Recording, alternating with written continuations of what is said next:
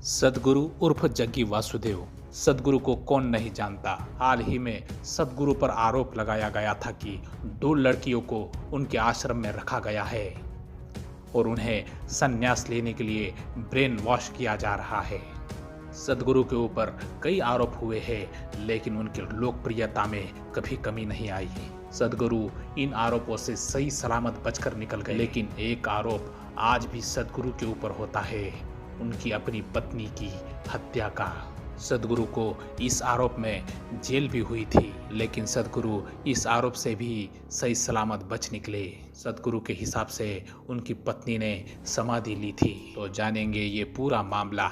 चलो तो शुरू करते हैं। तो दोस्तों, सदगुरु की पत्नी का नाम था विजय कुमारी और उन्हें विज्जी भी कहा जाता था। उनकी पत्नी के बारे में जानने से पहले सदगुरु कौन थे और ये दोनों कैसे मिले, ये भी जान लेते हैं। जग्गी वासुदेव कर्नाटक के मैसूर शहर से एक तेलुगु फैमिली से बिलोंग करते हैं। 11 साल की उम्र में ही जग्गू वासुदेव मल्लाडी स्वामी के सानिध्य में आए और उनसे प्रेरणा लेकर योगा सीखे।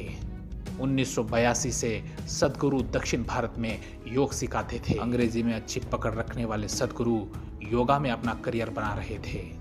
एक बार भारत और नेपाल के बॉर्डर पर उन्हें बिना पासपोर्ट की वजह से पकड़ लिया गया था। उस दिन से उन्होंने खूब पैसा कमाने की ठान ली। आगे उन्होंने कुछ बिजनेस स्टार्ट किए, लेकिन उन्हें सफलता नहीं मिली।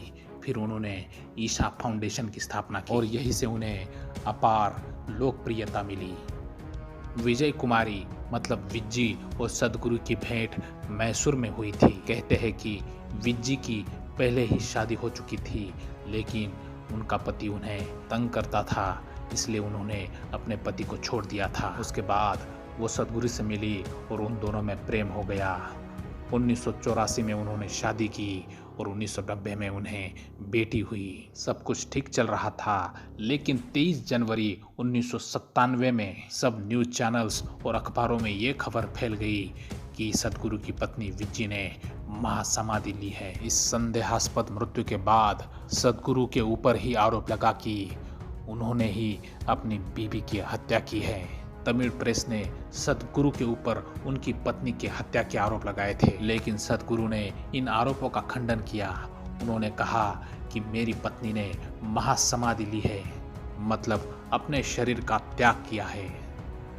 सदगुरु की किताब मिस्टिक म्यूजिक में उन्होंने कहा है कि मेरी पत्नी को महासमाधि लेनी थी और ये बात सबको पता थी। योगिक पद्धति से वो अपना शरीर त्यागना चाहती थी। बहुत से पुराने ऋषि मुनियों ने उसी दिन अपने शरीर को त्यागा था, इसलिए विज्जी ने भी उसी दिन महासमाधि लेने का फैसला किया था। लेकिन लोग इस समाधि पर सवाल उठाते हैं, क्योंकि विज्जी बहुत सिद्ध योगी नहीं थी और वो काफ़ी जवान भी थी और उनकी समाधि के बाद उनकी मृत्यु हो गई है, ये चेक करने के लिए भी कोई डॉक्टर को नहीं बुलाया गया था। उनकी मृत्यु की पुष्टि सिर्फ सदगुरु ने ही की थी और विज्जी की समाधि के बाद तुरंत ही उनका अंतिम संस्कार कर दिया गया था। उनके माता पिता के आने के पहले ही सदगुरु के ऊपर विज्जी के माता पिता ने आरोप लगाया कि विज्जी की डेड बॉडी को उन्हें देखने नहीं दिया गया था। विज्जी की महासमाधि के 8 महीने बाद विज्जी के माता पिता ने सदगुरु के ऊपर अपनी बेटी का हत्या का मामला दर्ज कराया था। इसी सिलसिले में कोयम्बतूर पुलिस ने सदगुरु को गिरफ्तार भी किया था, लेकिन सदगुरु का ऐसा कहना था कि कुछ मेरे दुश्मनों ने विज्जी के माता पिता को मेरे खिलाफ भड़काया है। जब विज्जी समाधि ले रही थी तो बहुत से लोग वहाँ साक्षीदार थे। खैर, आगे की पुलिस कार्रवाई में भी सदगुरु के खिलाफ कोई सबूत नहीं मिला। ऐसा कहा जाता है कि सदगुरु के दुश्मनों ने ही उनके खिलाफ ये मामला चलवाया था। आगे पुलिस ने ये केस बंद कर दिया, लेकिन सदगुरु के विरोधक आज भी यही कहते हैं कि सदगुरु ने उनकी पत्नी की हत्या की है और अपनी राजनीतिक ताकत से उन्होंने इस केस को दबा दिया है। खैर, विज्जी ने सच में समाधि ली थी या उसके साथ कुछ गलत हुआ था, ये आज तक नहीं पता।